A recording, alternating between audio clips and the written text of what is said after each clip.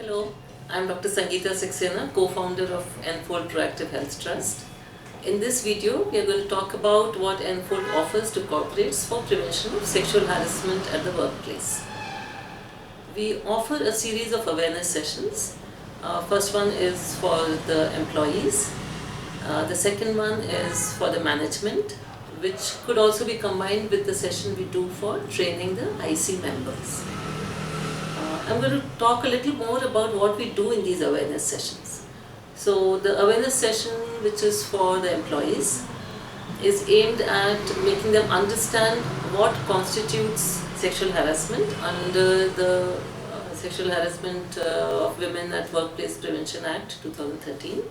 We also tell them about what does not constitute sexual harassment, and then we go into what they can do in their interactions with their colleagues, such that it would not be falsely or it would not be perceived by the other person as sexual harassment. What has happened over the years is that a lot of men and women from different backgrounds are now working in the same workplace, and their body language, their way of speaking, communicating, touching each other casually on the shoulder is being misinterpreted sometimes because of very varied backgrounds. So we make them aware of that, and then we go into what would be the red flags that a person can look out for, and because sometimes we think of these touches as accidental, and so we distinguish accidental from intentional. What is an intentional touch and what is accidental? And then we go into, okay, so supposing you are feeling harassed, what do you do?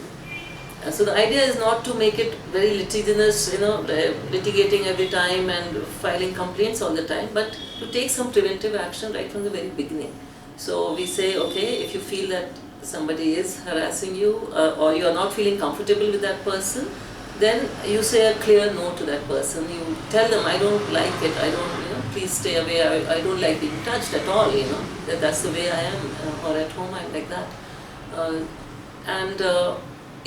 If you don't feel like talking to the person directly, you can always approach your HR manager and explain the things to them, and let the HR manager talk to the other person, explain how things can turn really serious if it is being perceived as harassment. And then most importantly, we tell the employees to document all this, to write a mail saying, yes, thank you to the HR manager, saying thank you ma'am for listening to me, in which I explained that I feel uncomfortable by the behavior of so and so person, and thank you for agreeing to talk about it. So in this way you have created a document which later on you can use and say, you know what, I had already called it out, and the manager was also more likely to follow it up and be serious about it. They are serious about it, but this way sometimes in the pressure of work they may forget, but now they will talk to that other employee. And then we say, okay, now if you do continue to feel harassed and the behavior is not stopping, then you can always approach the IC members. And IC members you can always approach. Even the first time round you can approach an IC member. We tell them who the members are, where you find their phone numbers, and where they are displayed in the office premises. But more importantly, we are encouraging them to report. But then why do we have to encourage them to report? It's because traditionally in the Indian society, the way girls and boys are socialized, it's very difficult for a person to actually talk about sexual harassment, be it a girl or a man. They both find it difficult to come up and say, I'm being sexually harassed. So because shame and stigma is all that attached by conditioning from our families, from our societies. So we talk about that, and we explain how shame is not a part of the body, shame is in the behavior, and your honor and respect comes from the work you do, and your behavior brings you that.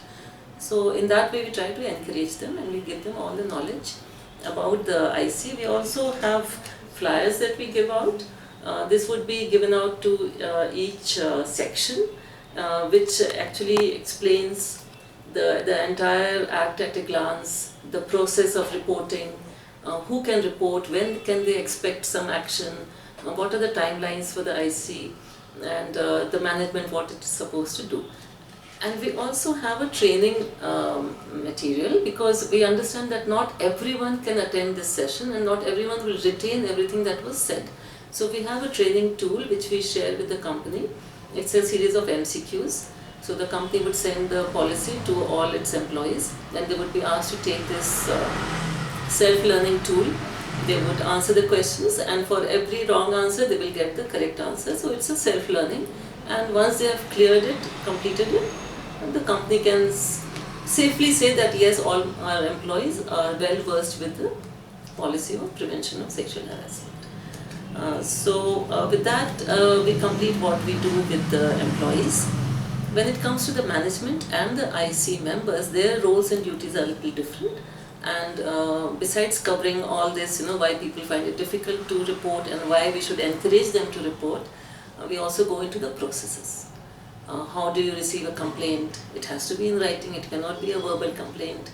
Then what do you do? Does the entire IC come together, or can you have a subcommittee? Who is the external expert? When all the external expert is required to be there? How many meetings you should have, whether or not you have had a complaint. The mandate is that you have to have a meeting every 3 months and do some awareness sessions and do some activities around it. Then actually when the complaint comes, how do you call the respondent, how do you call the complainant, how do you record and keep a record of all that they're saying, how do you discuss, and then finally what you come up with, what are the timelines, what are the suggestions, what all can you suggest, and then communicating that to both parties and to the management, and the management what are its roles, how it has to support the whole process and make the workplace a better environment for everyone, rather than just look at how can I hush this up, because that often backfires. Once the media gets to know, it's really terrible for the place. And really, even if it is a high-level management person who is the respondent, the company's values should prevail over a person. So with that, we kind of complete all the requirements that are there, and we also ask any questions that they have, and we train them by giving actual case stories, because we have been in this field for the last almost 10 years. Because we want to make the workplace a safe place, it's not gendered. We don't say make it a safe place for women or have respect for women. We say it's gender neutral. We recommend that the policy of the company be gender neutral, and several companies have done that actually, though the act is only for women. So we recommend that it be gender neutral, because sometimes and increasingly we are finding the male employee feeling sexually harassed by a female employee, and it can also be sometimes another male employee sexually harassing another male employee, or vice versa, females. So that is what Enfold offers to corporates, and we have a system where we nominate one of our employees to be the permanent member, and because we have the whole NGO behind her or him, that member, in case they are not available, they're traveling out of the country or something like that, and there is a case, then Enfold steps in and another member is there temporarily until the permanent member can come in. So with each member comes the cumulative learning of Enfold over the last 16 years. Thank you.